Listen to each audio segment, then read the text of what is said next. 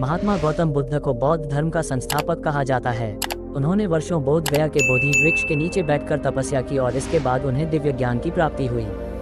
बुद्ध ने अपने विचारों और उपदेशों से पूरे संसार को शांति और अहिंसा का मार्ग दिखाया। इसलिए कहा जाता है कि बुद्ध के विचार आपका जीवन बदल सकते हैं।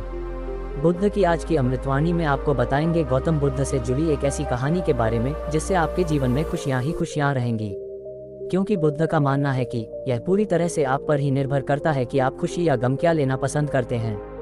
एक बार बुद्ध एक गांव से गुजर रहे थे, लेकिन उस गांव में लोगों के बीच गौतम बुद्ध को लेकर गलत धारणा थी, जिस कारण वो बुद्ध को अपना दुश्मन मानते थे।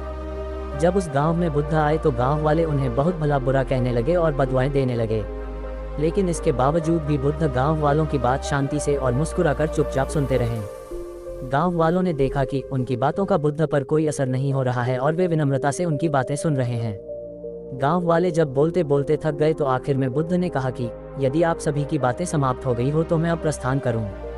बुद्ध की बात सुनकर गांव वाले हैरान रह गए, लेकिन उस भीड़ में एक व्यक्ति ने बुद्ध से कहा कि हमने तुम्हारी कोई प्रसन्नता नहीं की है, हम तुम्हें बदुआएं दे रहे हैं, क्या तुम्हें इससे कोई फर्क नहीं पड़ता? बुद्ध मुस्कुराते हुए बोले, जाओ, मैं आपकी गालियां या बद्दुओं को लेता ही नहीं। आपके द्वारा दी गई गालियों से भला मेरा क्या होगा? जब तक कि मैं आपकी गालियों को स्वीकार ही नहीं करता इसका कोई परिणाम ही नहीं होगा। जानते हैं, कुछ दिन पहले एक व्यक्ति ने मुझे बहुत सारे उपहार दिए, लेकिन मैंने उसे लेने से मना कर दिया। जब मैं लूंगा ही नहीं तो कोई मुझे कैसे दे पाएगा? बुद्ध ने पूछा, बताइए, अगर मैंने उपहार नहीं लिया तो उपहार देने वाले व्यक्ति ने क्या किया होगा? भीड़ में से किसी ने कहा, व्यक्ति ने अपने उपहार को अपने पास रख लिया होगा। बुद्ध ने कहा, मुझे आप सब पर इसलिए दया आती है क्योंकि मैं आपकी इन गालियों को लेने में असमर्थ हूँ और आपकी ये गालियाँ आपके पास ही रह जाएगी। सीख।